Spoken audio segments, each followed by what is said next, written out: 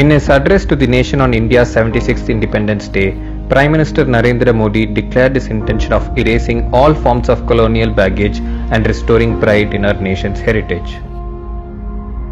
Here are 9 significant initiatives taken by the Government of India to decolonize India and restore its glorious heritage. Number 1. The iconic Rajpath from Rashtrapati Bhavan to India Gate is to be renamed as Kartavya Path or the Path of Duty. Rajpath, which meant the King's Way in Hindi, was named after King George V during the British era. Number 2. The St. George's Cross in the Indian Navy's flag has been dropped. A new ensign with a blue octagon encompassing the national emblem atop an anchor with the Sanskrit verse Sham No Varuna written has been adopted. The octagonal shape draws inspiration from the seal of Chhatrapati Shivaji Maharaj, who established a formidable navy to protect the country from external aggressors. Number 3. The empty canopy at Delhi's India Gate, which earlier had the statue of King George V, will have a grand life-size statue of Netaji Subhash Chandra Bose. Number 4. 3 islands in Andaman named after British officials have been renamed. The Ross Island, named after East India Company hydrographer Daniel Ross, is now Bose Island, named after Netaji Subhash Chandra Bose. The Neil Island, which was named after British Brigadier General James Neil, is now called Shahid Dweep. The Havelock Island, named after another British general, Henry Havelock, is now called Swaraj Dweep. For 7 decades, these 2 islands in India had the name of British army men who had fought for the East India Company in 1857 War of Independence.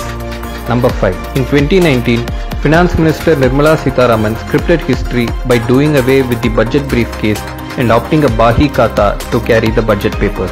Adapting to the changing times, paperless budget is being presented through a Made in India tablet since 2021 by the Finance Minister.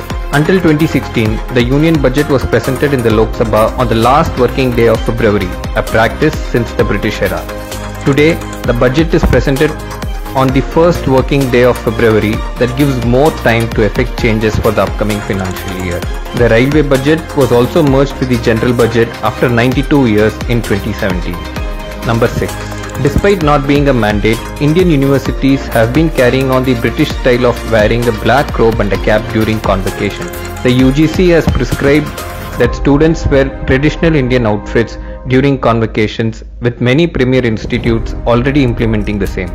Number 7. The road leading to the official residence and principal workplace of the Prime Minister of India was earlier called the Race Course Road.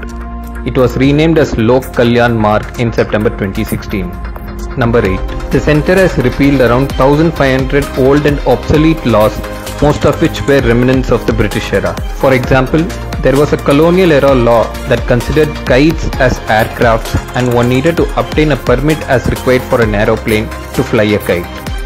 There was even a law that penalized industries if they did not whitewash their toilets every 6 months. All these British era laws have been done away with.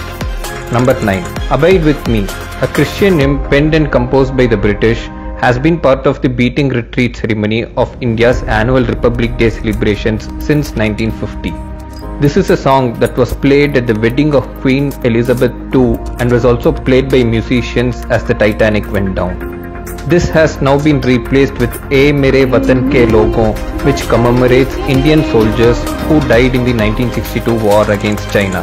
It has been 7 decades since India attained independence. Yet, remnants of the colonial past have hung on to the Indian realm, sidelining our own history and heritage. And successive Congress governments at the centre have done nothing about it.